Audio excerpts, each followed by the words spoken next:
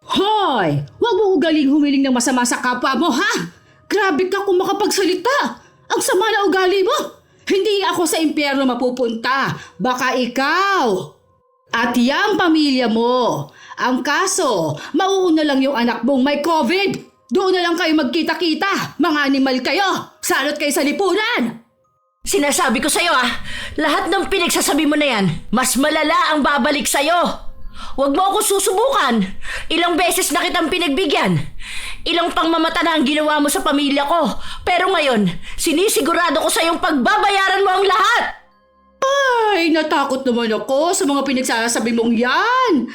Uy, naku, takot ako. Leche ka! Makaalis na nga. Tama yan.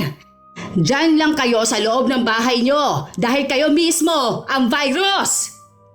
Noong panahon ng pandemya, kung saan lahat ay nasa loob lamang ng bahay. Walang trabaho, walang kabuhayan. Dulot ng takot sa kumakalat na virus, kinailangang manatili lang sa loob ng bahay ang mga tao upang maging ligtas. Diyan na rin nagsimulang lumabas ang tunay na ugali ng mga taong nakapaligid sa atin. Yun ang naging dahilan ni Perlin para bigyan din ng hustisya ang nangyari sa kanilang pamilya, dulot ng masama nilang kapitbahay. Ang pagganti ba gamit ang itim na kapangyarihan ay magdadala ng tunay na kapayapaan? O magiging dahilan lang din ng pagkalugmok nilang dalawa? Bakit parang ang daming bangko, te? Iilan lang naman tayo rito sa compound. Akala ko ba isang stab lang kada pamilya? Kanino ba yung mga yan? Huwag mong pakialaman yan. Sa akin yan. Sa'yo, ate? Ang dami naman yan. Nasa 4 na bangko yan. Ang ibig sabihin ba niyan 4 na ayuda rin ang makukuha mo? Tapos bukod pa yung kina Kuya Fernan. Sa inyo rin yung 2 pang bangko sa tapat ng tindahan, di ba? Ano bang pakialam mo, ha? Kami dumidiskarte para makarami-rami ng ayuda. Hindi ko na kasalanan kung wala kang utak at hindi ka marunong mag-isip kung paano ka rin makakarami. Panlalamang kasi sa kapwa ay ang ginagawa mo eh. Alam mo naman na ang iba rito sa atin, maraming pamilya tapos iisa lang ang stab na nakuha. Tapos kayo, iilan lang naman kayo sa bahay nyo. 3 lang yata kayo dyan. Aba, wala akong pakialam, ha? Isa pa, hindi ko na kasalanan kung iisa lang ang ibinigay sa kanila. Ibinigay sa akin yan at kukunin ko yan. Sayang ang kalahating kilong bigas, ano? Kapag pwede na ulit magbenta may pang-stock ako sa tindahan ko. Makonsensya ka naman sa iba, ate. Pandemic na. Iniisip mo pa rin yung ibebenta mo? Aba, syempre, iisipin ko talaga yun. Dahil alam ko na darating ang araw na pwede na ulit magbukas ng tindahan at makakalibre ako ng paninda ko. Sa mga ganitong pangyayari, utak pa rin ang ginagamit, Perlin. Hindi damdamin, okay? Hindi ka makakasurvive sa buhay kung ang palagi mong iisipin ay ang ibang tao. Hindi ko naman palaging iniisip ang ibang tao. Nagkakaroon lang ako ng konsiderasyon para hindi maging mapanlamang sa kapwa. Ay, ewan ko sa'yo. Wala akong balak makipagtalo sa'yo, ha? Alam ko naman na naiinggit lang kayo sa akin. Dahil ako, nakukuha ko maging matalino kahit na ganito na ang nangyayari sa mundo. Napailing na lang si Perlin dahil sa sinabi sa kanya ni Ami. Noon pa man, sa kahit na anong bigayan ng ayuda sa kanilang lugar, mas laging lumalamang si Ami. Hindi siya pumapayag na sundin kung ano lang ba ang dapat niyang makuha. Minsan kasi, kusa na siyang binibigyan ng pasobra, lalo pat malakas din naman ang kapit niya sa barangay. Dahil sa naging pandemya at kinailangan na mag-lockdown, walang kabuhayan ng bawat pamilya at ang tangi lamang inaasahan para mabuhay ay ang mga bigay na ayuda. Ang mga taong may kakayahan namang makabili noon ay may mga imbak na pagkain sa kanilang bahay. Ang iba, namamahagi para sa mga taong kapos. Habang ang iba naman ay hindi pinapalampas ang problema ng mundo para maging mas malala ang pagiging sakim at madamot. Sa problemang kinaharap ng bansa noong pandemya, doon lumabas ang tunay na ugali ng mga taong makasarili. Isang umaga, habang nagluluto si Perlin ng kanilang pagkain, nagising ang panganay niyang anak at agad na nagpunta sa kanya sa kusina. Ma, anong ulam? Ginisang sardinas na may dahon ng alugbate. Pero paluto pa lang yung kanin. Gisingin mo na ang mga kapatid mo. Gising naman na sila. Andun, sayo ng sayo sa TikTok. Ang iingay nga nila sa kwarto kaya nga ako nagising eh. Ano yan ma? Bagong ayuda? Wow, may biskwit pa no? Bigayan ni Ate Virgie. Buti nga naabutan ako. Yan yung mga tinda niya sa sari-sari store niya. Pinamigay na lang daw niya kasi marami pala talagang hindi naabutan ng ayuda nung nakaraan. Nakakaawa nga eh. Nakita ko nga post ni Gian Bisaya. Ang sabi niya sa post niya, yung iba doble-doble ang nakukuhang ayuda. Tapos yun pa ang mga taong di naman karapat-dapat. Tapos sila kahit isang butil ng bigas walang nakuha. Yun na nga ang sinasabi ko. Ayan si Ate Ami, ang dami niyan palaging nakukuhang ayuda. Kapag naman sisitahin mo, magagalit sa'yo at sasabihin na pakialamera at inggitera ka. Ewan ko ba, mas lalo atang naging sakim ang mga tao dahil sa pandemic. Mukhang ibang virus din ang dumapo sa mga tao eh. Lagi naman lamang yan sina Ate Ami. Kailan ba nagpatalo yan sa lahat ng bagay? Sila lang yata yung tindahan na hindi namigay, lalo na nung unang araw ng lockdown. Naalala ko na naman tuloy yun. Nakisuyo ako makisabay sa sasakyan nila nung bigla ang lockdown kasi pinauwi kami sa trabaho. Tapos wala na kami masakyan. Nakita ko sila sakay nung L300 nila.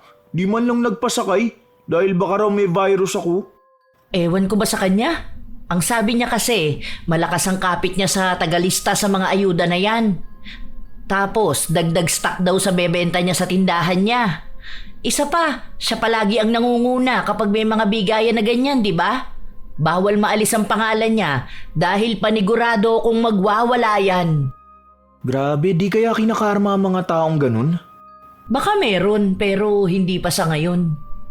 Sa paglipas ng mga araw, kahit na paano ay nabubuhay ang pamilya ni Perlin dahil sa mga bigay na ayuda sa kanila at kahit na paano may mga tanim sila ng talbos na paminsan-minsan ay inuulam nila. Hiwalay sa asawa at may 3 anak si Perlin. Siya lang ang tumataguyod sa pamilya niya at kasisimula pa lang namang magtrabaho ng kanyang panganay na anak. Kaso, natigil din yun dahil sa lockdown. Madalas lang silang nasa loob ng bahay. Minsan, ang mga batang matitigas ang ulo, lumalabas sa kanilang compound. 3 pamilya lang naman sila sa compound at mayroon silang gate. Kaya hindi madaling makita kapag nasa labas ang mga bata o sino man sa kanila. Ano ba talaga? Ha? Hindi kayo nakikinig? Sinabihan ko na nga kayo na bawal maglalabas, di ba? Kahit pa sabihin na nasa iisang compound lang tayo. Bilisan nyo, maligo na kayo. Tapos yung mga damit nyo, ilabas nyo kagad sa banyo at maglalaba ako. Pero sina Ate Ami may mga bisita pa. Ha? Bisita? Oo, yung katrabaho ng asawa niya. Nandiyan kaya sila kanina sa compound.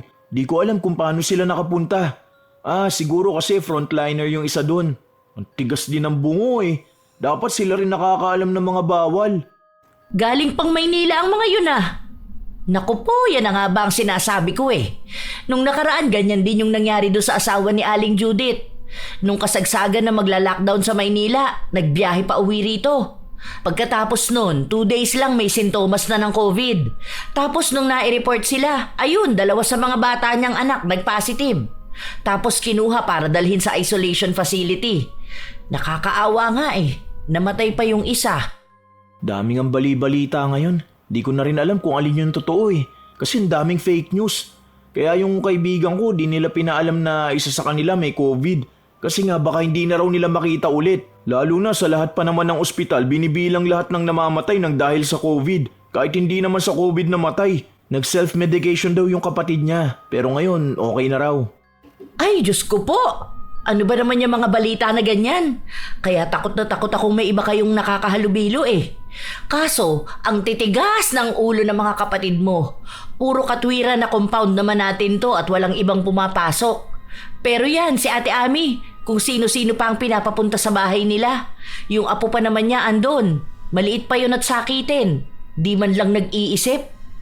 Habang nag-uusap ang mag-ina, biglang may kumatok sa pinto nila. Nang magsalita yon, si Ami ang nasa labas. Binuksan ni Perlin ang pinto at nakita niyang may dalawang kasama ang kapitbahay nila. Bakit Anong kailangan nyo? Padaanin mo nga itong dalawa.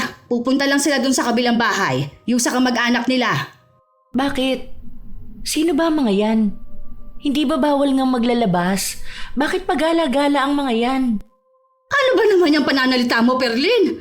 Nakikisuyo na nga lang sa'yo.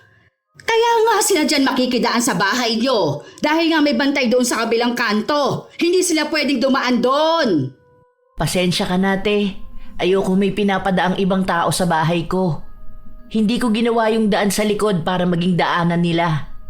Lalo na ngayon, papasok sila sa bahay ko. Hindi ko alam kung saan galing ang mga yan. Para namang hindi mo alam kung paanong nakakatakot ang sitwasyon ngayong pandemic. Ang sama ng ugali mo, ano? Kaibigan ko tong mga to. Pinapahiya mo kung buisit ka. Yun na nga, te. Kaibigan mo. Hindi ko kaibigan. Saka kahit kaibigan ko pa, hindi ko isasaalang-alang ang kaligtasan ng mga anak ko para lang makagala sila. Alam naman siguro ng mga kaibigan mo na yan na bawal lumabas ng bahay, di ba? Sana maintindihan nila kung bakit. Lalo na ngayong pataas ng pataas ang bilang ng cases ng COVID-19. Ba't buisit ka talaga, ano? Tatandaan ko tong araw na to, Perlin, ha? Pinapahiya mo ko sa mga kaibigan ko. Kahit na kailan, hindi ka makakahingi ng kahit na anong tulong sa akin. Tandaan mo yan! Galit na umalis si Ami dahil pakiramdam niya ay napahiya nga siya sa dalawa niyang kasama. Dalawa kasi ang dinadaanan ni na Perlin. Ang isang pinto nila sa kusina ay papunta sa kabilang purok, habang ang pangunahing pintuan naman nila ay doon sa compound sa kanilang purok. Ginawa niya lang ang kabilang daan dahil mas malapit doon ang paaralan ng kanyang mga anak. At kapag gabi na at nagsasarado na ang gate, doon sila dumaraan.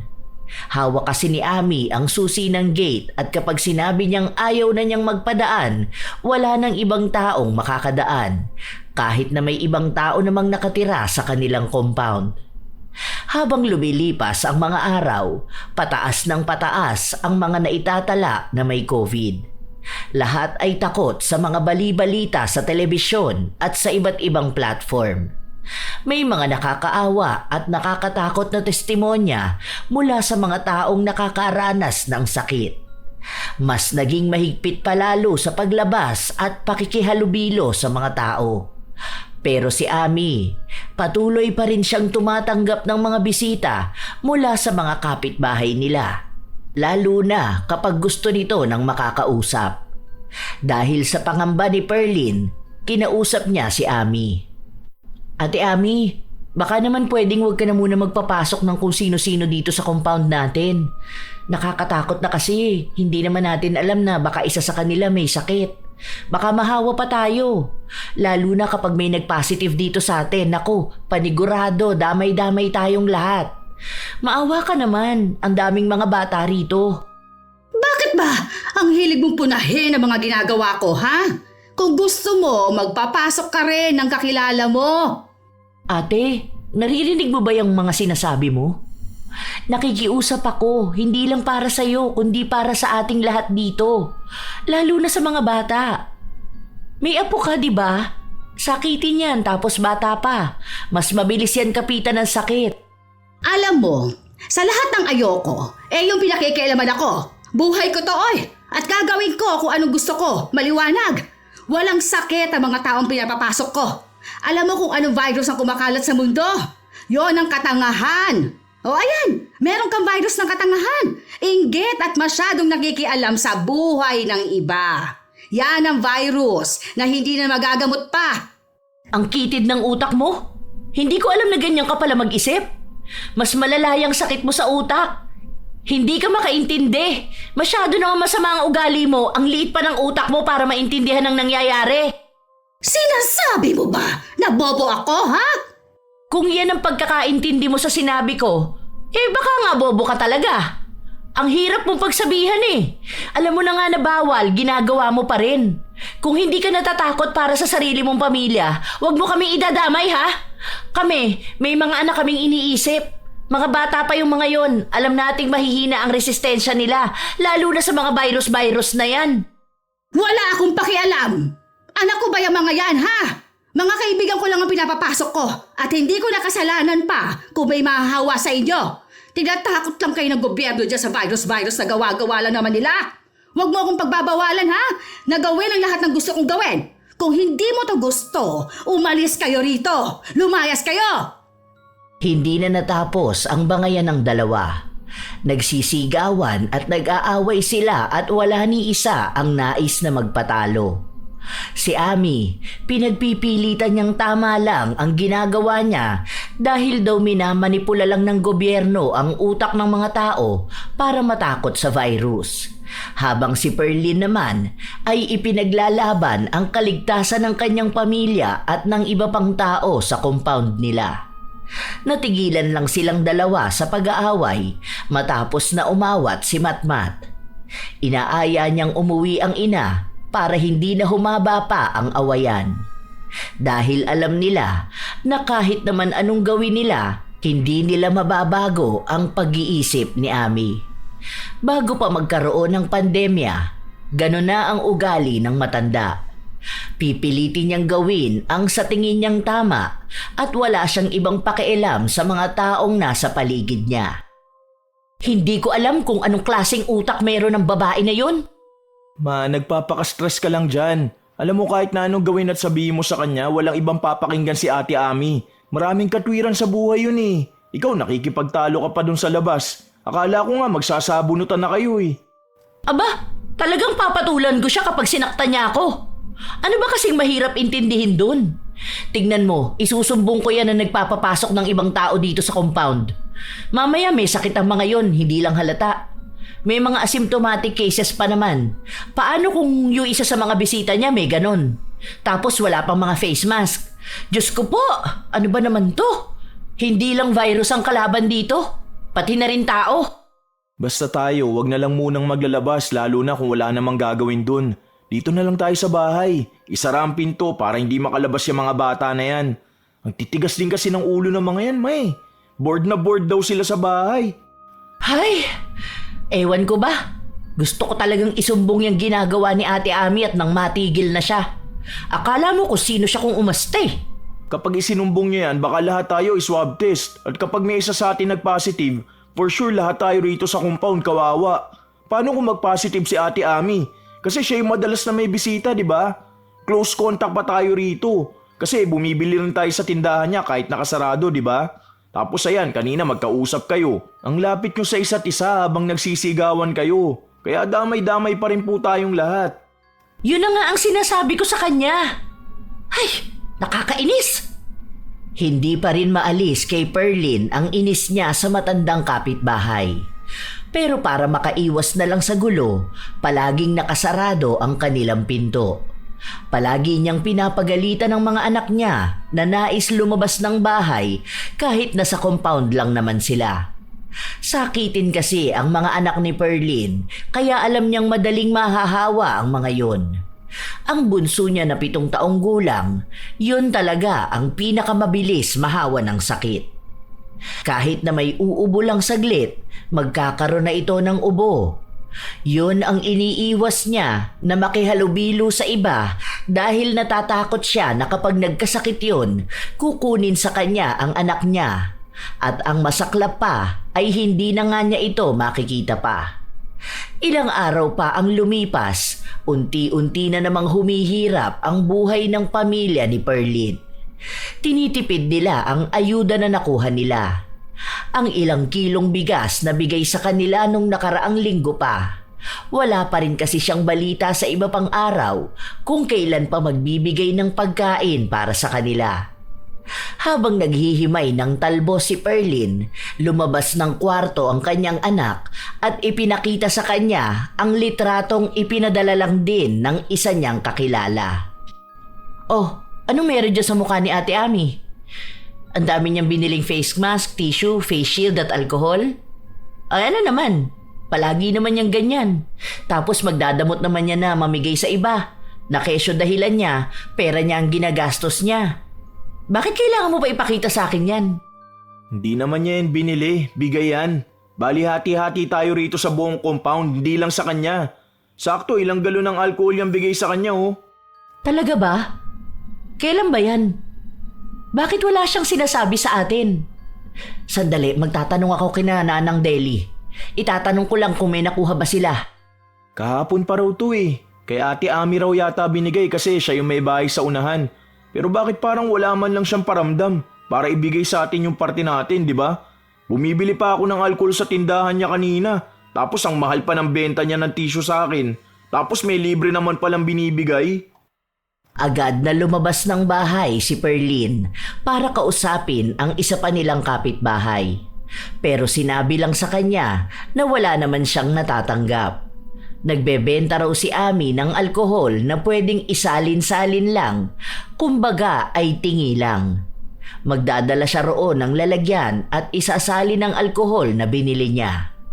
Wala ring sinabing may libreng face mask dahil bumili rin daw siya dahil nga inuubo siya. Agad na nagpunta si Perlin sa bahay ni Naami para kumpirmahin ang libreng nakuha nito na dapat ay may parte rin sila. Bakit naman ganon? Binibenta mo yung binibigay sa'yo? Wala naman sanang ganyanan, te. Alam mo naman napakangailangan din namin yan, di ba?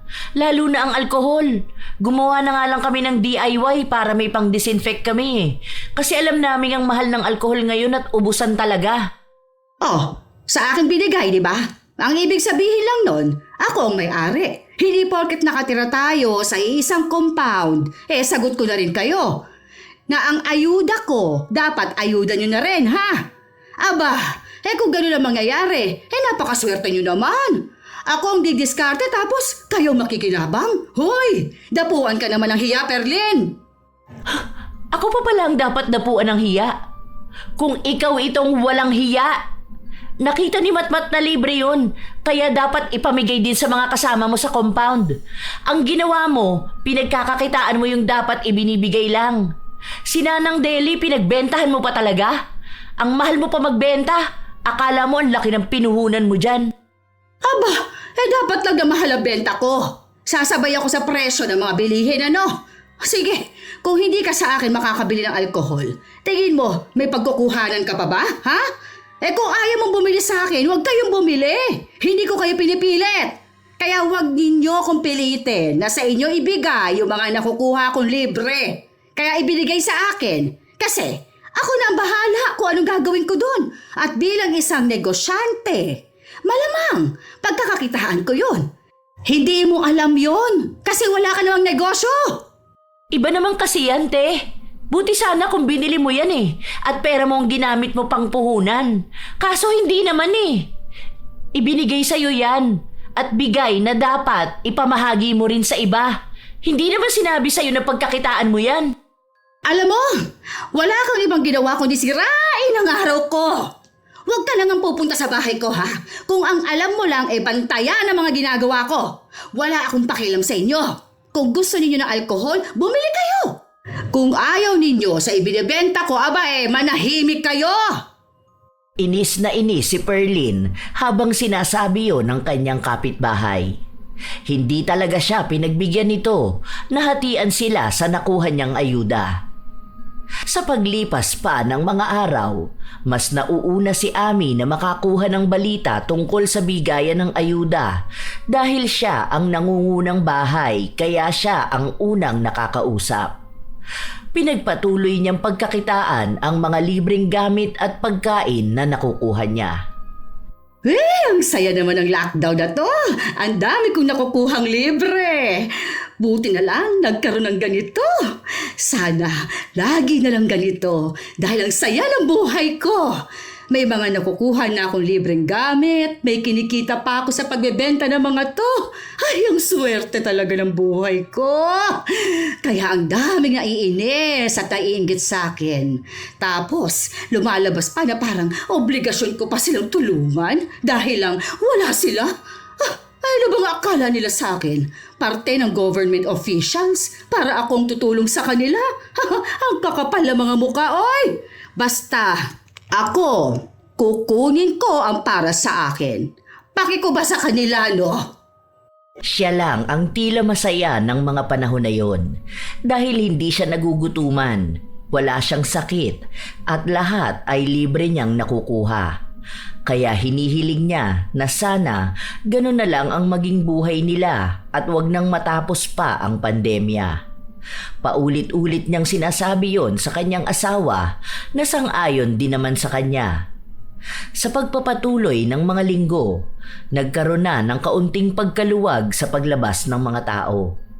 May mga pinapayagan ng isang miyembro ng pamilya na pwedeng lumabas pero kailangan pa rin nilang sumunod sa protocol.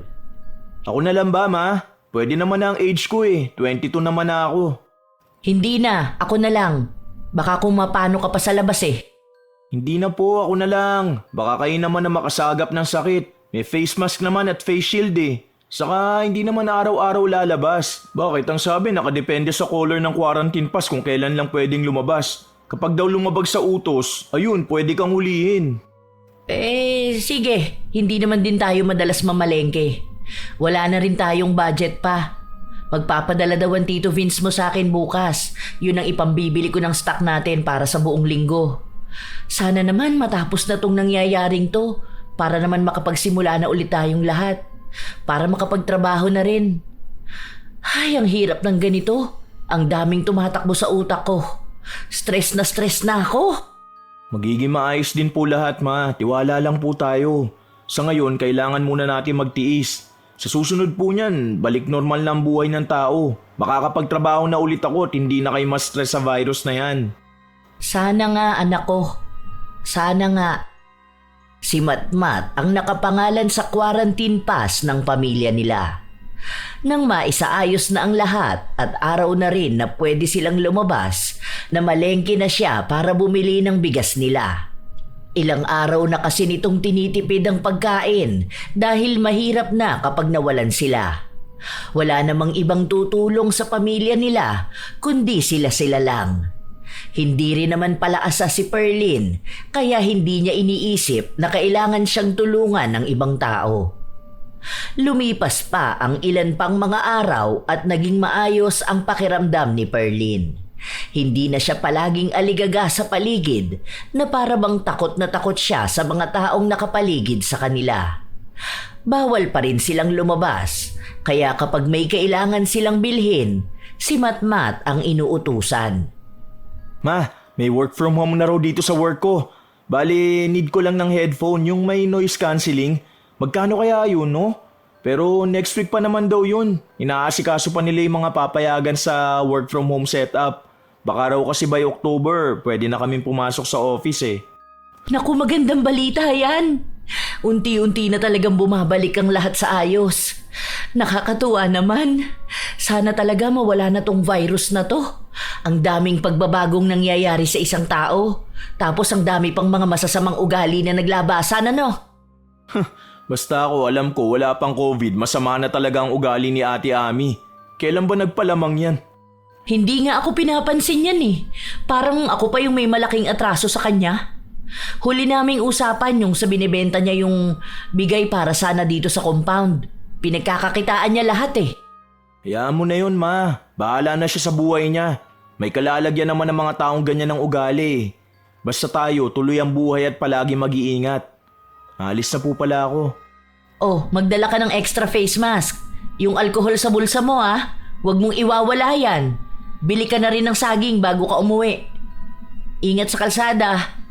Habang palabas ng kanilang compound si Matmat, napansin siya ni Ami. Mukhang bihis na bihis din kasi ang binata, kaya alam ng matanda na aalis ito. Kaya kinausap siya ni Ami para utusan siyang may kunin sa kakilala niya na malapit lang sa palengke. Bakit ako pate? Dapat ikaw na lang, pwede ka naman lumabas eh. Tutal, sa'yo naman nakapangalan ng quarantine pass nyo. O kaya yung kaibigan mo na lang. Noon nga nakakapunta sila rito kahit na walang pass. Nakakagawa siya ng paraan para makaalis sa bahay nila nang hindi sila nahuhuli. Tapos ngayon hindi na nila magawa kung kailan importante yung gagawin. Sige na. Mabilis lang naman yon. Daanan mo na lang kapag uuwi ka. Wala namang mabigat na ipabubuhat sa'yo eh. Isang maliit na plastic lang yon. Ang sabi ko pa naman kay mama na maaga akong uuwi ngayon. Tapos uutusan niyo ako kung saan-saan. Sige na. Babayaran na lang kita pagdating mo. Kailangan ko lang talaga yon. Susubukan ko kung makakapunta ako. Kapag hindi ko napuntahan, sila na lang ang papuntay mo rito. Noong una, ayaw ng binata na sundin ang pakisuyo sa kanya ng matanda. Pero nang naisip niyang malaki rin ang maitutulong sa kanilang pamilya ng 500 na sinabing ibibigay nito kapag nakuha yon, pumayag na rin siya. Bumili siya ng mga kailangan nila sa bahay. Matapos nun ay nagtungo na siya sa bahay na sinasabi ni Ami. Pero natutulog pa raw ang hinahanap niya. Pinaghihintay pa siya ng ilang oras para makuha ang kailangan niya. Sinabi niya na hanggang alas 5 lang siya ng hapon maghihintay dahil bawal na silang nasa labas kapag alas 6 na. Nang sumapit ang oras na sinabi niya, paalis na sana siya nang lumabas ang taong kakausapin niya. Pero may problema pa. Pinagpasapasahan pa siya ng bahay dahil doon kukunin ang ibang mga gamit na di naman niya alam. Kung saan-saan siya pinapunta at bawat pupuntahan niya palagi pa siyang pinaghihintay. Hanggang sa umabot na ang alas 6. Ay nako, naabutan pa ako ng curfew. Ano ba naman to? Hayaan ko na lang tong gamit ni Ate Ami. Kailangan ko na makauwi. Baka mahuli pa ako. Mag-alala pa sa akin si Mama. Iniwan ko pa naman ang cellphone ko sa bahay. Ay, nakakainis naman to. Balak ng binata na iwan ang gamit sa bahay ng kaibigan ni Ami. Pero nainis lang ito sa kanya at sinabi na kapag daw nawala yun, kailangan niyang bayaran at baka rin daw kasi masira. Sinasayang lang daw ni Matmat ang mga oras nila.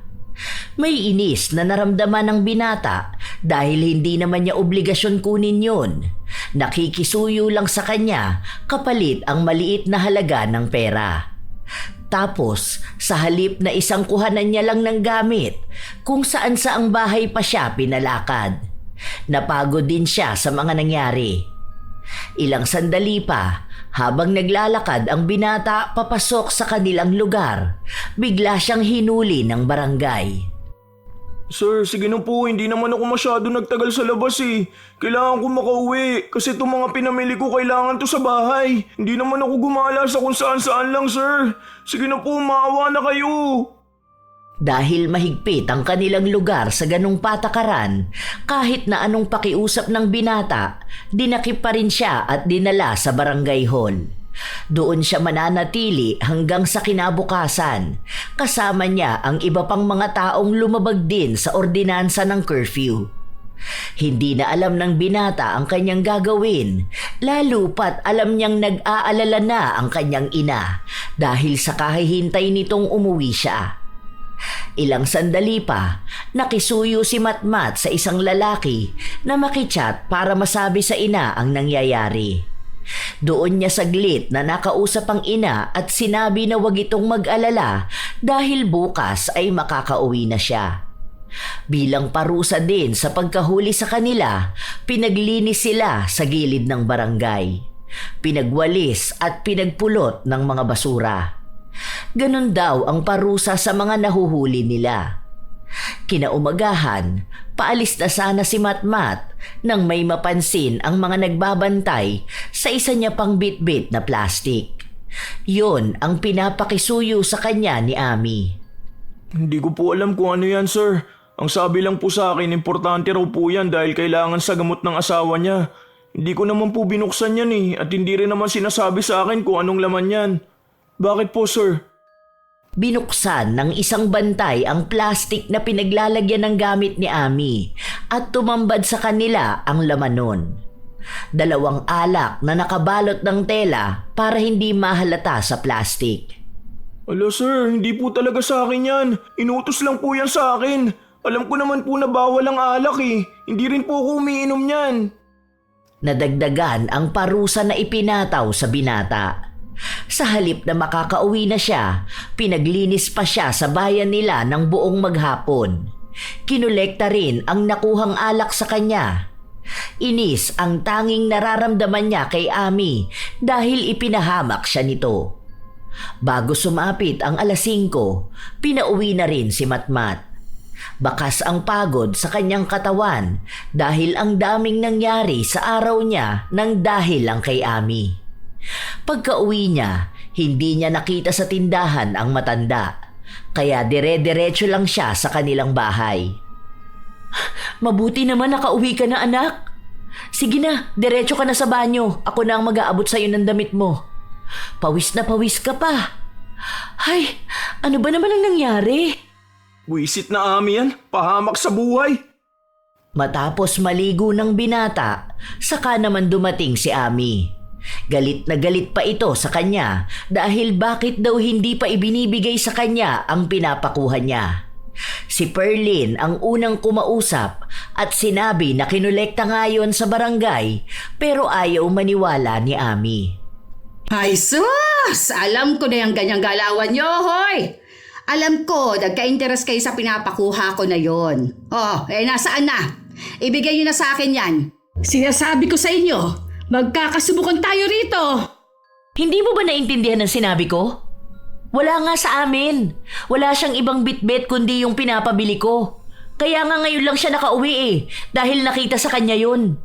Alam mo na nga na bawal ang alak pero talagang matigas ang ulo mong bumili pa rin.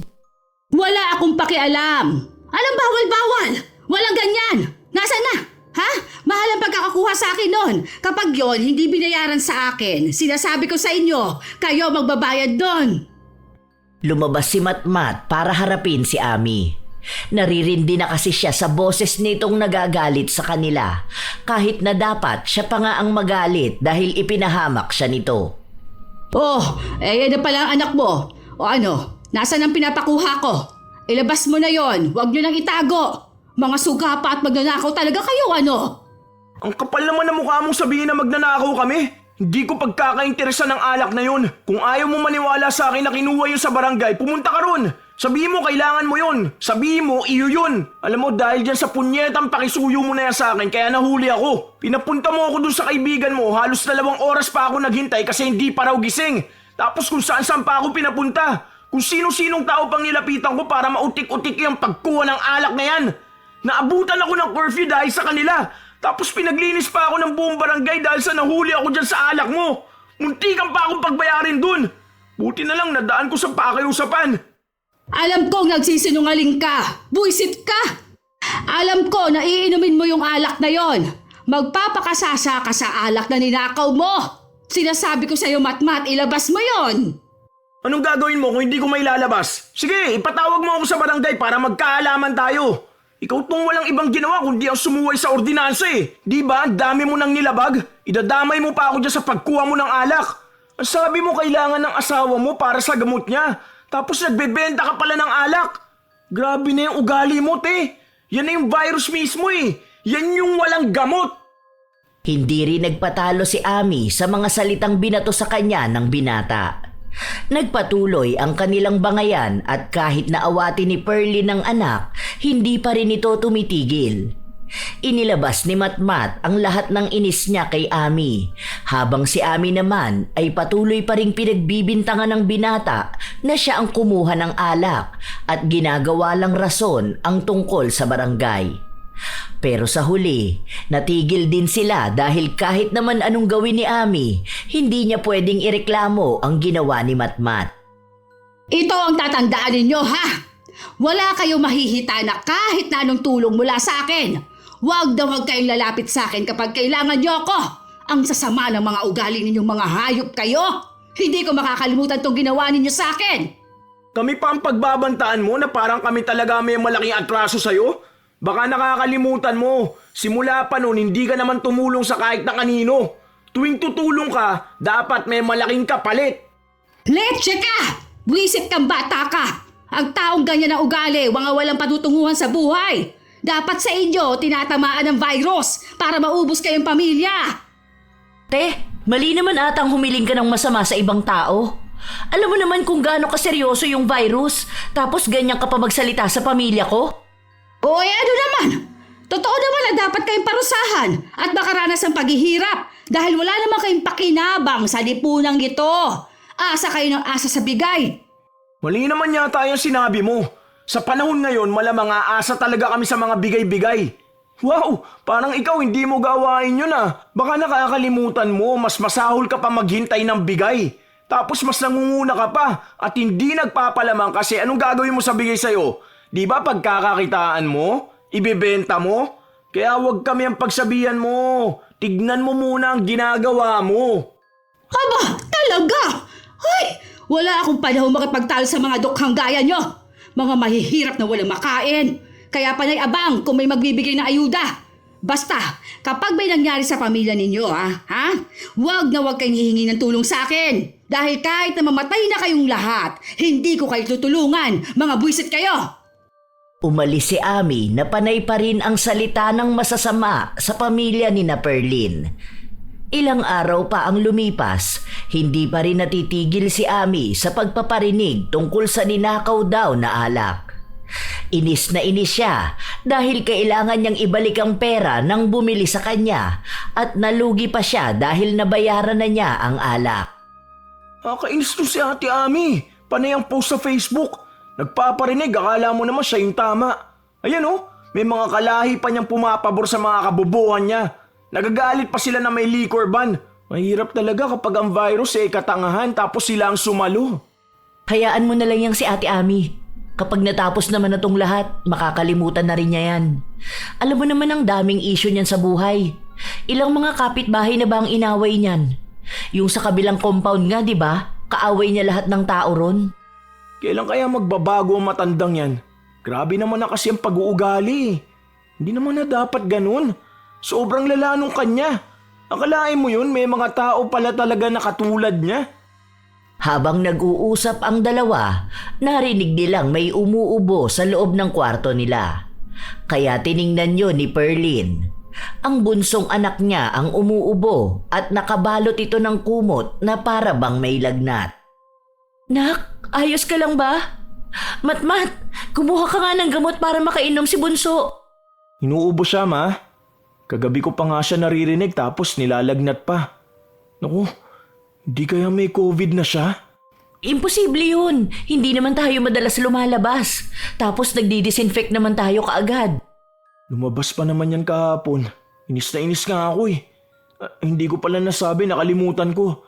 Kahapon maaga pa lang nasa labas na yan ng bahay, nakikipaglaro dun sa apo ni Ate Ami. May mga bisita pa naman sina Ate Ami.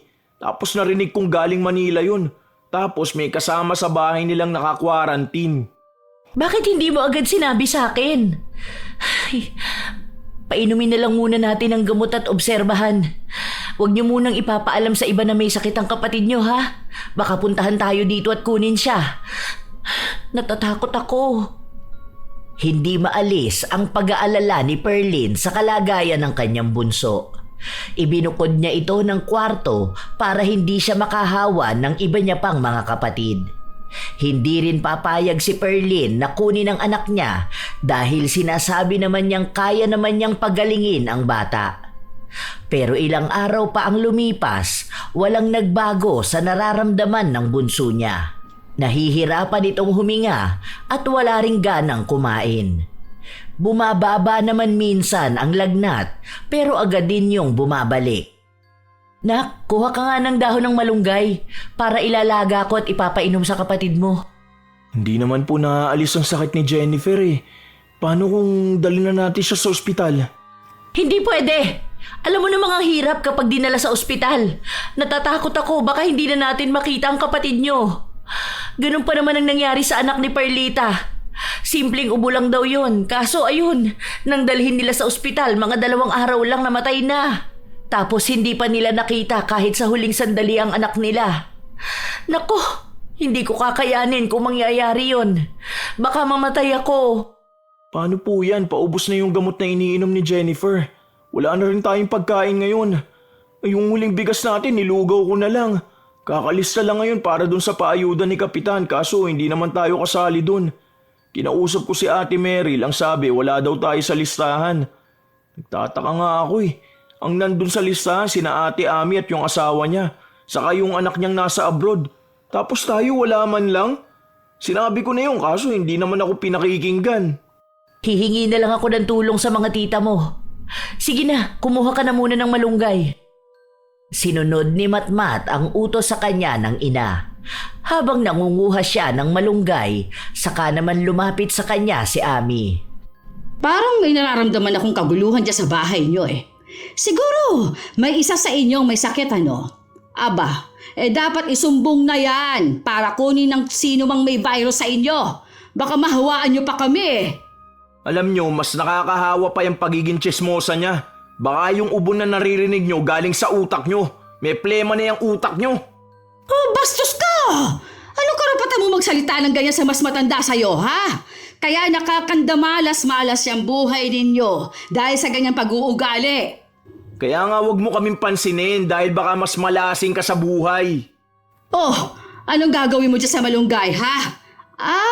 Siguro ginagaya nyo yung mga nasa Facebook, ano? Yung ginagamot ang COVID. Nako. Dapat may makaalam nito. Hindi ako papayag na magkasakit kami ng dahil lang sa inyo. Nagmamadaling umalis si Ami at halatang may tinatawagan din ito. Dahil sa nangyari, pumasok ng bahay si Matmat.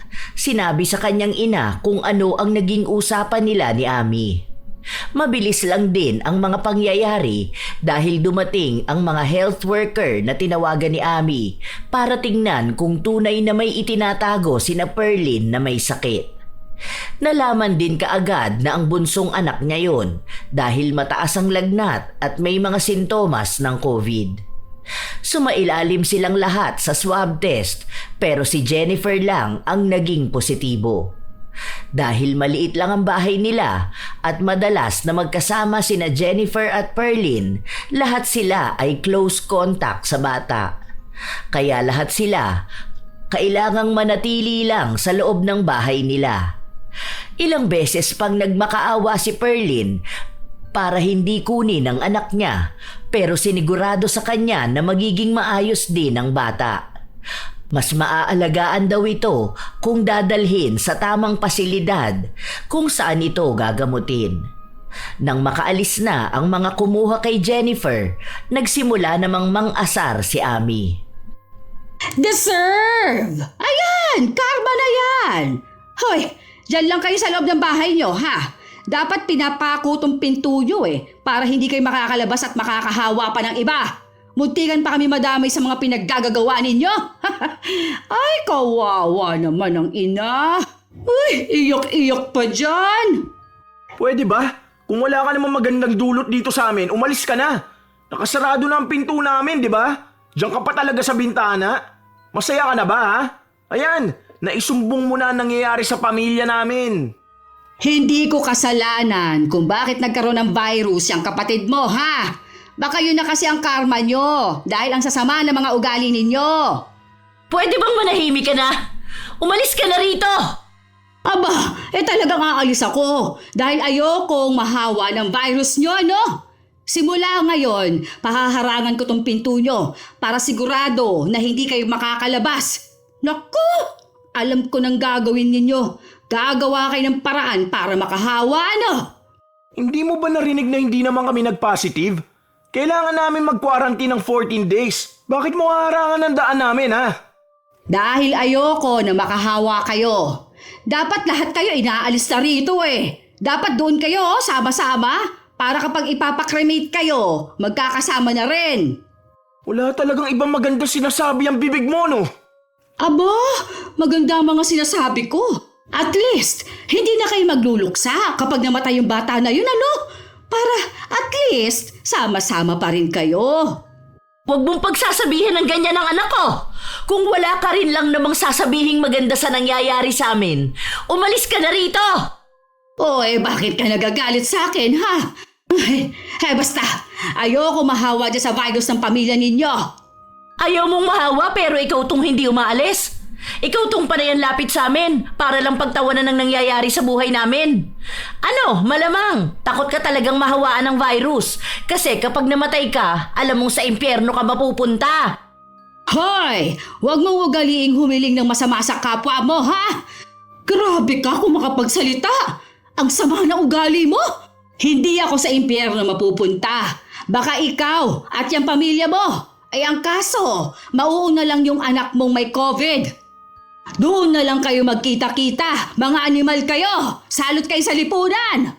Sinasabi ko sa'yo lahat ng pinagsasabi mo na yan, mas malala ang babalik sa'yo. Huwag mo akong susubukan. Ilang beses na kitang pinagbigyan. Ilang pangmamata na ang ginawa mo sa pamilya ko.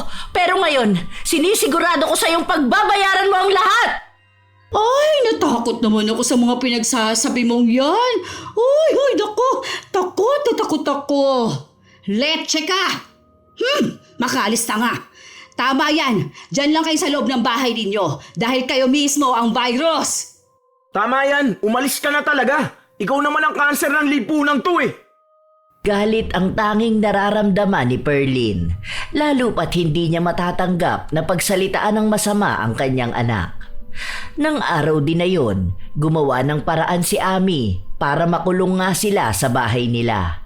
Pinaharangan ang mismong pinto nila kaya hindi nila yon mabuksan. Nasa labas pa naman ang mga tanim nilang gulay at yun na lang ang tanging pag-asa nila para maitawid ang araw-araw nilang pagkain. Pero hindi nila magagawa yon hanggat hindi inaalis ni Ami ang harang sa pinto. Hindi rin naman tumitigil ang matanda sa pang-aasar sa kanila. Minsan, nasa tapat ito ng bintana nila at kung ano-anong pinagsasasabi na masasama sa pamilya ni Perlin. Sa pagkakataon na yon, hindi na kaya pang pigilan ng ginang ang galit niya. Hindi siya papayag na hindi niya maipagtatanggol ang kanyang pamilya. Hindi ko alam kung kailan ang huling beses na ginamit ko ang kapangyarihan na ito. Pero sa pagkakataon na to, ilalabas ko ang kakayahan ko para lang makaganti sa kasamaan ng babae na yon. Ilang panlalait at panggigipit na ang tiniis ko sa kanya. Ngayon, sobra-sobra ng ginagawa niya sa amin. Nagsagawa ng ritual si Perlin para sa parusa na ibibigay niya kay Ami. Gamit niya ang tunay na pangalan ng kapitbahay at ang litrato nito na nakuha sa kanyang account sa Facebook. Sa paglipas ng mga araw, natapos ang 14 na araw na pananatili ng pamilya ni Perlin sa loob ng bahay nila. Ang ibig sabihin nun, maaari na ulit silang lumabas ng bahay kung kinakailangan. Naitawid nila ang araw-araw nilang pamumuhay gamit ang pagkain na natira nila bago sila ikinulong sa bahay nila. Pero kahit na natapos na ang 14 na araw, ayaw pa ring tanggalin ni Ami ang harang sa pinto nila at sinasabi na doon na lang sila habang buhay dahil baka makahawa pa sila ng tuluyan sa mga taong nakapaligid sa kanila. Gibain ko na lang tong pinto, ma, para maalis ko yung harang. Sige, tapos saka na lang natin ayusin ulit. Buwisit kasing matanda yun. Anong akala niya sa atin? Hayop na ikukulong lang? Ang ingay nga niyang kanina pa eh. Panay sabi na dapat pinapatay na yung mga may COVID at mga close contact para daw mabawasan na rin ang taong pabigat sa lipunan. Inis na inis ako. Ewan ko, grabe ang ugali nun. Mas malala pa ang virus na napunta sa kanya. Tumama sa utak niyang kakarampot. Hayaan mo, parating naman na ang parusa niya. Unti-unti na yung tatama sa kanya para naman maintindihan niyang mali ang pagsasalita ng masama sa kapwa niya. Habang inaalis ni Matmat ang harang sa pinto nila, biglang dumating si Ami at galit na galit ito. Halos ihampas niya sa binata ang mga kahoy na binaklas nito. Ano ba talagang balak ninyong mga animal kayo, ha? Bakit ba pinagpipilitan ninyong lumabas ng bahay nyo? Para magpalaganap kayo ng sakit? Mga salot? Tapos na ang quarantine namin. Malamang kailangan namin gumawa ng paraan para mabuhay. Anong kakainin namin dito, ha? Kakarampot na nga lang yung utak mo. Hindi mo pa ginagamit. Aba! Ang tapang mo na! Ano bang ipinagmamalaki mo sa akin, ha? Ipinagmamalaki ko? Kahit na kailan hindi kami humingi ng tulong sa'yo. Ano bang problema mo sa amin, ha? At galit na galit ka sa pamilya namin. Basta! Nakakabwisit kasi kayo! Huwag kayong dadaan dito, ha? Dahil baka mahawaan pa kami ng virus nyo. Sinasabi ko sa inyo, ipasasarado ko tong daan ninyo. Hindi na nakipagtalo pa ang mag-ina kay Ami dahil kahit naman anong gawin nila, hindi nagpapatalo ang matandang yon. Wala siyang ibang ginawa kundi ang ipaglaban ang pinaniniwalaan niya. Pinasarado nga ni Ami ang daanan papunta sa bahay ni na Perlin pero hindi sakop nun ang parte ng lupa ng pamilya kung saan naroon ang mga simpleng pananim nila. Kaya ang ginawa nila, sa kabilang pinto na lang sila dumaraan kapag kailangan nilang bumili ng pagkain. May mga ayuda rin silang natatanggap mula sa mga kapitbahay nila at mga katrabaho ni Matmat. Lalo na nung nalaman na kagagaling lang nila sa quarantine. Araw-araw din namang nakakakuha ng balita si Perlin tungkol sa kalagayan ng kanyang anak. Magandang balita! Makakauwi na si Bunso! Katatawag lang sa akin kasi katatapos lang ng test niya. Nag-negative na siya! Ay, salamat sa Diyos! Maayos na ang anak ko! Paniguradong magdadadaldal na naman si Ate Ami. Ay, teka, parang wala akong balita tungkol sa kanya. Di ba dati araw-araw yung nagdadadaldal? Tapos ang lakas pa ng boses niya na dapat iparinig pa sa atin. Himala yata na nahimik siya. Hayaan mo na siya. Baka may nagpapatahimik na sa kanya kaya ganon. Ilang araw pa ang lumipas, walang paramdam si Ami kahit pa nakauwi na ang bunsong anak ni Perlin. Inaasahan kasi nila na dudungaw na naman yon sa bintana nila at magsasalita na naman ng kung ano-ano. Nagpatuloy ang buhay ng pamilya ni Perlin. Nagsimula na ring magtrabaho si Matmat habang nasa bahay lang siya. At kahit na paano ay naging maluwag na rin ang paglabas-labas ng mga tao. Unti-unti nang bumabalik sa normal ang lahat pero kailangan pa ring magdoble ingat. Lalo pat hindi pa lahat ay nagkakaroon ng vaccine. Maaga tayo bukas para sa vaccine ha? Anong oras ka ba matatapos sa trabaho mo? Para sana sabay na tayong umalis bukas. Maaga ako ngayon tapos day off ko naman po bukas. Pwede naman ako kahit anong oras eh. Gisingin niyo na lang po ako. Oo, dapat maaga tayo kasi ang daming tao niyan. Kasi yung may mga trabaho ngayon sa factory ang makakasabayan natin. Kasi mandatory na ang pagpapabakuna sa kanila. Hindi ko alam kung bukas din ba si Ate Ami. Narinig ko lang din kasi sa usapan ng asawa niya at ni Nanang Deli. Ayaw pa nga raw magpa-vaccine eh. Baka raw mamatay siya. Sus, lagi namang ganyan sinasabi ni Ate Ami. Teka, hindi ko pa ulit nakikita yon. Ano kaya nangyari sa kanya, no? Hindi lumalabas ng bahay eh. Tagal na rin hindi nagpapakita at nangiinis sa atin yun. Na-curious tuloy ako na baka may nangyari na sa matanda na yun. Baka may COVID na rin siya, nagtatago lang. Baka mas malala pa sa COVID. Hayaan mo na siya sa buhay niya. Kung may nangyayari man sa kanya, kasalanan niya na yun. Sasama ba naman ang ugali niya eh? Kinabukasan, maagang umalis ang mag-ina para magpunta sa naturang lugar kung saan sila babakunahan. Kahit na maaga na silang nakarating, ang dami na ring taong nakapila. May kabilisan naman ang usad ng pila kaya hindi na rin nahirapan ang iba. May mga tao lang na nagmamadali at nagagalit lalo na ang ibang matatanda. Dahil halos lahat sila gustong unahin at bigyan ng mas mamahalin at sikat na bakuna. Habang nakapila si Perlin, umagaw ng atensyon nila ang isang babaeng nagwawala.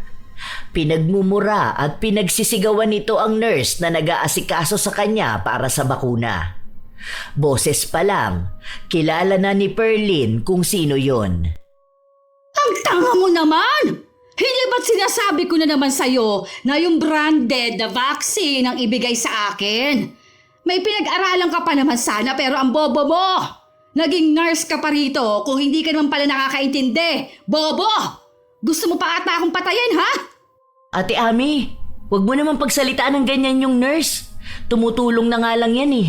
Hindi ka naman siguro kaagad mamamatay dyan, di ba? Teka, ano yung nasa katawan mo? Bakit napupuno ka ata ng galis ba yan? Buni?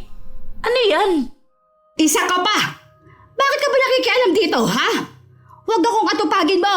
Ang intindihin mo, yung pamilya mong patay gutom sa ayuda. Huwag mong pansinin na nangyayari sa katawan ko, letse kayong lahat. Agad na umalis si Ami dahil ayaw niyang mas mabigyan pa ng atensyon ang mga kakaibang tumubo sa kanyang katawan. Ilang buwan pa ang lumipas, nagiging maayos na ang lahat. May mga nagsisibalikan na sa trabaho, may mga nakakagala na at nagagawa na ang mga bagay na dating ginagawa nila bago pa nagkaroon ng COVID. Pero habang ang lahat ay bumabalik na sa normal, naiwan naman si Ami sa loob ng bahay niyang nakakulong dahil sa kahihiyan na nararamdaman niya. Naging malala kasi ang tila ba mga bulutong sa katawan niyang hindi naaalis. Lumalala pa nga yun kada araw at panay siya reklamo na maaaring dulot yon ng vaccine sa katawan niya. Ayaw niya rin namang magpunta sa doktor dahil natatakot din siya. Isang araw, dumaan si Perlin sa tindahan ni Ami. Bukas yun pero walang laman. Nakita niya lang ang matanda na pinapalo-palo ang katawan niya dahil ayaw niyang kamutin yun kahit na Makati. Oh, bakit nandyan ka? Anong tingin-tingin mo dyan, ha? Umalis ka nga dyan, pampamalas ka sa tindahan ko. Wala naman ang mamalasin sa tindahan mo, te. Wala na nga yung laman eh. Wala na kasing bigayan ng ayuda, no? Wala ka na tuloy pang display dyan. Masaya ka pa talaga sa nakikita mo, ha? Ang sama talaga na ugali mo, ano? Kaya kayo nagkaroon ng COVID kasi ganyan ka mag-isip sa kapwa mo. Kaya ka pala ginagalis ng ganyan. Kasi nga, mas masama ang ugali mo. Yung sa COVID, nagamot naman yon. Ewan lang yang sa'yo kung magagamot pa yan. Kasi kung usapang pasamaan ng ugali, mas lamang ka naman talaga. Isipin mo yun, lahat ng tao sa paligid mo, pinagdamutan mo na nga, nilamangan mo pa. Hindi ba mas sagad naman yung ginagawa mo? Hoy! Wala akong ginagawang masama sa mga taong nasa paligid ko, ha? Kung usapang ayuda o mga bigay-bigay yan nung lockdown, hindi yun pagdadamot at panlalamang. Paggamit lang yun ng utak, maliwanag. Hindi nyo kasi alam kung paano gamitin yan sa inyo. Kaya akala ninyo, nakakalamang ako. Baka nakakalimutan mo yung ginawa mo sa pamilya namin. Ano yung mga pinagsasabi mo? Yung pagkukulong mo sa amin? Yung mga paghiling mo ng masama sa mga anak ko? Ano ba sa tingin mo yun? Hindi yun masama? Ayusin mo ang utak mo Matanda ka na, te. Dapat gumagana yung utak mo nang naaayon sa edad mo. Paano hindi ako magsasabi ng masama sa pamilya mo? Totoo naman talaga na may nakakahawa kayong sakit.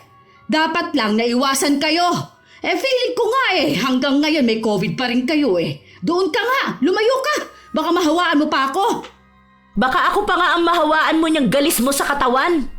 Nakakadiri pa naman, parang buni na hindi maintindihan. Para ding bulutong kasi may itim-itim na butlig dyan sa ibang parte ng katawan mo. Lalo na sa mukha mo. Kadiri ka? Hindi ako nakakadiri. Mas nakakadiri ka, no? Sana sa'yo na lang to nangyari, hindi sa akin. Ginagaba ka na talaga. Halaka, ang sama kasi ng ugali mo Hindi ka na tuloy makalabas ngayon habang kami malaya na ulit. Katulad nung sinabi mo sa pamilya ko nung may COVID si Jennifer. Ibabalik ko lang sa'yo. Ano ulit yun? Deserve. Puwisit kang babae ka. Walang hiya ka. Huwag ka talagang hihingi ng tulong sa akin. Hindi ko maalala kung humingi ba ako ng tulong sa'yo. Ikaw ang huwag hihingi ng tulong sa akin kasi hindi rin kita tutulungan. Sige, damahin mo na lang yung nangyayari sa'yo. Alam ko naman na hindi na yan gagaling pa. Hindi natigil si Ami sa pagdaldal at ang pagsigaw ng kanyang galit kay Perlin. Pero tinatawanan lang siya ng ginang. Yun ang dahilan kaya mas lalong nakakaramdam ng galit ang matanda. Hindi niya kailanman kayang tanggapin na gagawin lang biro ng iba ang kalagayan niya. Hanggang sa umabot ng sumunod na taon. Bumaba na ang usapin tungkol sa COVID. Nagkaroon na ulit ng kanya-kanyang buhay ang mga tao. Naging abala para makabawi sa mga naging problema nila noong pandemic. Habang ang mga tao ay nakakausad na, naiwan naman sa pagkalugmok si Ami. Hindi na siya makalabas ng bahay dahil sa kahihiyan. Mas iniiwasan pa siya ng mga tao dahil takot na mahawa sa kanya. Lahat yon nakikita ni Perlin. Hindi niya sigurado kung maaawa ba siya dahil kahit na nahihirapan na si Ami ng ganon, hindi pa rin nito tinatanggap ang pagbabago sa kanyang ugali. Hindi na nais pang alisin ni Perlin ang kulam na bigay niya dahil yun na ang magsisilbing parusa ni Ami. Isang umaga, habang naglilinis ng bakuran si Perlin, umuwi si Matmat na inis at tila ba marumi ang suot niyang damit. Oh, ano nangyari sa'yo? Buisit na Ami yan. Itinapon ba naman sa akin ang kape niya? Buti na lang hindi ganun kainit at hindi nalapnos yung balat ko. Sa mukha ko pa talaga itinapon. Ha? Bakit naman niya ginawa yun? Ewan ko sa kanyang buisit siya. Di ba may hinihintay akong parcel? Ngayon tumambay ako dun sa tapat ng bintana kasi dun uminto yung rider eh. Tapos naiinis siya sa akin ng di ko alam ang dahilan.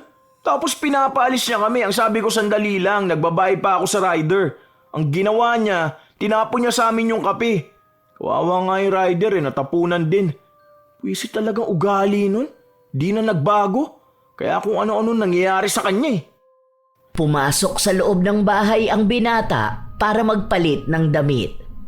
Ang kanya namang ina ay nagtungo sa bahay ni Ami para kausapin ito.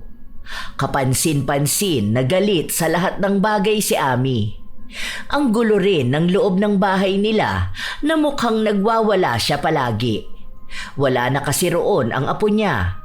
Kinuha na ito ng anak niya dahil hindi niya rin naman ito maaalagaan at natatakot na baka mahawa ng sakit niya sa balat. Silang dalawa na lang ng asawa niya ang nasa bahay pero hindi rin naman siya maalagaan nito ng maayos dahil may sakit din ang lalaki. Te, bakit naman ganun ang ginawa mo sa anak ko? Ang bastos mo naman para tapunan ng kape ang mukha ng ibang tao. Dahil buwisit siya. Buwisit kayong lahat. Alam mo yon? Galit na galit ako sa inyo. Kung galit ka sa nangyayari sa buhay mo, wag ibang tao ang sisihin mo ha. Hindi namin kasalanan kung nagbabayad ka na ng karma mo dahil dyan sa kasamaan ng ugali mo. Tingnan mo na nga lang yan. May sakit ka na nga, hindi ka pa rin nagiging mabuting tao. Hindi talaga ako magiging mabuting tao kung kayo lang din naman. Hindi ko alam kung bakit ako ang pinarurusahan ng ganito. Dapat kayo to eh. Hindi yan mapupunta sa amin dahil iyong-iyo yung parusa na ganyan. Ano? Hindi mo na ba kinakaya? Ha? Kapag ako gumaling, yari sa akin ang mga taong tumatawa at umiiwas sa akin ngayon. Lahat kayo, yari kayo sa akin. Pinagtatawanan niyo ako. Porket ba may sakit ako ha? Wala kayong galang at respeto. Yang galang at respeto na gusto mong makuha, ibinibigay mo rin dapat yan sa inyo. Noong kami ang naghihirap ng quarantine, di ba? Sa halip na makisimpatsa ka, kahit na hindi ka na tumulong, kahit yung manahimik ka na lang dyan sa bahay nyo. Pero anong ginawa mo? Pinagtatawanan mo kami at sinabi mo pa na sabay-sabay kaming pupunta sa impyerno. Mauuna lang yung anak kong may COVID. Doon pa lang, te, nakakasakit ka na ng damdamin ng tao. Tapos ngayon, na bumabalik na sa'yo ang kahihiyan na ganyan, maghahanap ka ng simpatsya sa iba? Kung sana, alam mo rin paano rumispeto ng iba, sana hindi yan ang aabutin mo. Huwag mong isipin na ikaw lang ang tao sa mundo na dapat ginagalang. Matuto ka rin gumalang sa iba. Aba, tama lang naman sa inyong pagtawanan noon. Bakit ako magbibigay ng simpatya sa inyo, ha? COVID na yon.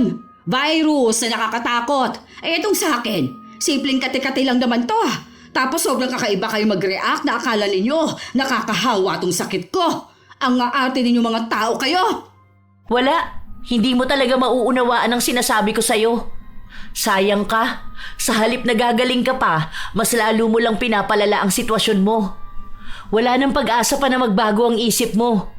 Dahil dyan sa ginagawa mong pagiging mas lalong masamang tao, dyan mo pinapatunayan na hindi ka talaga dapat kaawaan. Hay, ayoko makipagtalo sa'yo. Hindi mo naman maiintindihan ang sinasabi ko dahil nga, bobo ka rin na gaya nila. Lumayas ka nga dyan sa harapan ko at baka sa'yo ko'y maibatot ng tasa ko. Napailing na lang si Perlin dahil sa inaastang yon ni Ami. Kahit na sinong kumausap kay Ami, palagi na lang siyang galit. Kahit ang mga dati niyang kaibigan ay inaaway na rin niya. Wala nang makatiis pa sa ugali niya. May mga sumusugod din sa bahay niya, lalo na ang mga magulang ng mga batang sinasaktan niya kahit na dumadaan lang naman sa tapat ng tindahan niya. Dahil doon, may mga reklamo na rin siyang natatanggap sa barangay, kaya kinakailangan ng ipasarado ang buong tindahan niya. Sa tagal din ng sakit niya na hindi maalis-alis, nawalan siya ng kabuhayan. Ibinenta na niya ang mga gamit niya sa bahay at maging ang mismong bahay nila. Balak ng asawa niyang lumipat na lang sila sa bahay ng isa nilang anak para kahit na paano ay may mag-aalaga sa kanilang dalawa. Mabilis lang din naman silang nakalipat. Sa totoo lang, nakakaramdam na ng awa si Perlin kay Ami pero hindi niya pa rin maalis ang parusa niya rito dahil alam niyang kapag naging maayos na ang matanda, magiging mas malala pa ang ugali nito. Isang araw, habang nagpapahinga si Perlin at nag-i-scroll sa kanyang cellphone, may nakita siyang video at kamukha yun ni Ami. Nak, tingnan mo nga. Si Ate Ami to, di ba? Napanood ko nga po yan. Post yan ni Mercedes, yung dati nangungupahan doon sa kabilang compound. Grabe nga dyan si Ate Ami. Sabi nga ng iba, dapat daw hinampas nila sa ulo yan para manahimik na. Sobrang lala nung ginawa niya sa bata. Naiinis daw kasi siya sa anak ng kapitbahay nila dahil madaldal kaya pinagsasampal niya. Ilang taon lang yung bata oh. Siguro nasa 3 years old lang. Tapos binugbog niya pa. Hindi ko alam kung ano nangyari sa kanya, kung ikinulong ba siya. Grabe naman, kahit saan siya magpunta hindi na talaga nagbago. Kaya nga grabe na ang karma niya ngayon eh. Ayan oh, tignan mo sa video ma. Sobrang nakakadiri yung balat niya. Nagnanana pa nga oh. Kakakilabot. Kadiri. Hindi na talaga siya magbabago pa, no? Hindi na talaga. Mas lumala pa siya. Ewan ko kung napagtsatsagaan pa yan ng mga anak niya. Baka sa susunod niyan mabalitaan natin palaboy-laboy na yan dahil pinalayas na siya. Di naman yun malabo kasi wala namang makakatiis sa ganyang kasamaan ng ugali. Matanda na yan. Dapat alam na niyang ginagawa niya. Kaso mas pinipili niyang maging masamang tao. Nagbabasa si Perlin ng mga komento ukol sa video ni Ami. Kitang-kita niya ang galit ng mga tao. At merong mga testimonya roon ng mga taong nakakakilala kay Ami. Mga taong naglabas din ng mga hinaing at galit nila sa matanda. Doon lang din napagtanto ni Perlin na kahit anong parusa ang mapunta kay Ami, hindi na ito magbabago pa. Hanggang sa dumating nga ang araw na nabalitaan na lang nilang naging palaboy na ito sa kalsada. Hindi na siya kayang tiisin ng mga anak niya dahil pati raw ang mga apo nito ay sinasaktan niya. Wala rin namang ibang kumukuha sa kanya sa kalsada dahil natatakot sila sa sakit niya sa balat. Mas lumala pa yon dahil nga sa dumi ng kalsada. Isang beses lang nakita ni Perlin si Ami. Nang minsan siyang sumakay sa jeep at dumaan sa lugar kung saan naghahalungkat ng basurahan ang matanda. Nakita niya rin ang ipinayat ni Ami at ang mga langaw na nakasunod sa sugat nito. Kaawa-awa kung titingnan, pero kahit na anong maranasan ni Ami, hindi niya babaguhin ang kanyang ugali. Yun ang huling beses na nakita ni Perlin ang dating kapitbahay. Hindi na rin niya inisip pa kung ano na ang kalagayan nun. Ang alam niya lang ay bit-bit pa rin ni Ami ang parusa niya sa pagiging masamang tao. May mga tao talagang hindi na nagbabago pa ang ugali kahit na ano pang nangyayari sa kanila. Noong panahon ng pandemya, hindi maikakaila na maraming taong naging katulad ni Ami. na siyang naging sakim sa mga ayuda, naging madamot sa mga kapitbahay at isa sa mga nangutya sa mga taong nakaranas ng COVID. Mga klase ng taong walang naitulong pero naging dahilan pa para mas makasakit ng damdamin ng iba. Na tila ba naging isa rin silang virus ng lipunan at yun ang klase ng sakit na hindi na magagamot pa. Mga taong hindi kayang alisin sa sarili ang pagiging masamang tao. Sa huli, darating pa rin talaga ang parusa sa kanila na maaaring magpabago sa ugali nila o siyang lalo pang magpapalala. Lagi na lang nating tatandaan na sa mundong puno na ng pagsubok, ang pagiging masamang tao ay walang naidudulot na mabuti. Isa itong lason na unti-unting sumisira, hindi lang sa iba, kundi lalo na sa sarili. At tulad ng anumang sakit, babalik lang din sa'yo ang pinsalang bigay mo sa iba. Dahil ang pagiging masamang tao ay sakit ng lipunang walang lunas. Kayo mga apo, may maibabahagi ba kayong kwentong pinagdaanan nyo noong pandemya? Tungkol sa mga kapitbahay ninyong katulad ni Ami na siyang naging sugapa sa ayuda. O kaparehas na kwento ni Perlin na isang ina na humarap sa diskriminasyon dahil lang sa anak na nagkaroon ng COVID. Anong maibabahagi niyong kwento at natutunan sa inyong buhay ng mga panahong katulad sa ating kwento ngayon? Ilagay ninyo sa comment section mga apo. Shout out sa ilan sa mga masusugid na tagapakinig ng mga istorya ni Lola Telang. Evie Valero, Mel Santarita, Jenny Entile at sa Del Mundo family from Bacolod and Abyang. Ring Andaya, Sally Dominguez, Elizabeth Hardenil, Pitts Rivera at sa kapatid niya na si Alvin Odiamar, Amor Lim, Rashan Yan Licarte, Yachin Tamashiro. Hello sa inyo, Cecil Gonzalez, Kabug Cherilyn, Resty Reyes Vlogs, Ruby Ana Yap, Jesseline Silapan, Neth, Nicole Bernardo at Guy Lara, LC21 Fie, Maya Bing, Chris Alcantara, kumusta kayo? Charmaine Angke, Leonor Rivera, Chris Lapis, Blue 9045, Maria Gurley Piloton, Catherine Samonte, Jessica Arquillo, Giselle Flores, AJ and Louie ng Clover Bay Tower, Jenny Suzuki.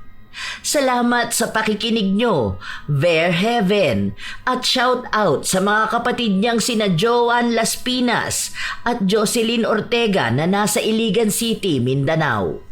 Jomer Suarez, Joje Taruk, Marie the Lightworker, Ilocana Vlog ng Qatar, Ami Yong, Mary Jane Rico, Anha Rose Ayeras, Fritzy Rissinger, Elizabeth Hardenil. Shout out din sa inyo, Gemstone Claro, Susan Maalim ng San Pablo, Laguna, Maria Luisa Chavaria. Advanced happy birthday kay Evelyn Abong Carbakil sa August 22.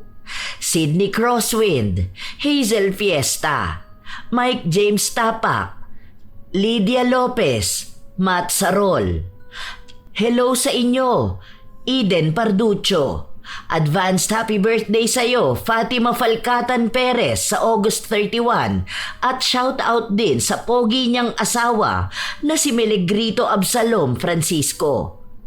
Bianca the Explorer, Ellen Torres, Cheryl Violet, Roberto Crimen, Francisco Neng at sa kanyang asawa na si Jeremy Saranilio Francisco, Amor Rada, Maria Benitez. Salamat sa solid na suporta ninyo, Ray Galedo at sa Galedo family ng Kabuyaw, Laguna, Leonora Concesino at sa mga tagapakinig sa Camarin, Caloocan City, Jen Alikaykay, Malu Hapin, AJ Chua ng Subic Sambales, Merly Amistad, Janisa Toledo, Ami Pacana, Pamela Agasang, Angelina Ignacio. Shout out din sa inyo, Lenny David, Ara Lucas, Jenny V. Suko, Annalisa Malatbalat, Asodisen Serila, Raquel Hasigawa, and to her husband Mitsuru, Rachel Whitney, Elizabeth Dunca, Ami Yong, Jude Estronilo, Lynette Reparado, Alfredo Sigua at sa kanyang asawa na si Celestina Sigua from Nueva Ecija, Gladys de los Santos, Maria Cristina 1282, Roda May Panaligan at sa kanyang mga kasama na sina Ate Emmy, Neneng, Reslin, Nene, Jessa, Tintin, Ate Famela, Kuya VJ at kay Jemuel Lastra. Gloria Taer sa kanilang boss na si Boyet Apolinario Escarda.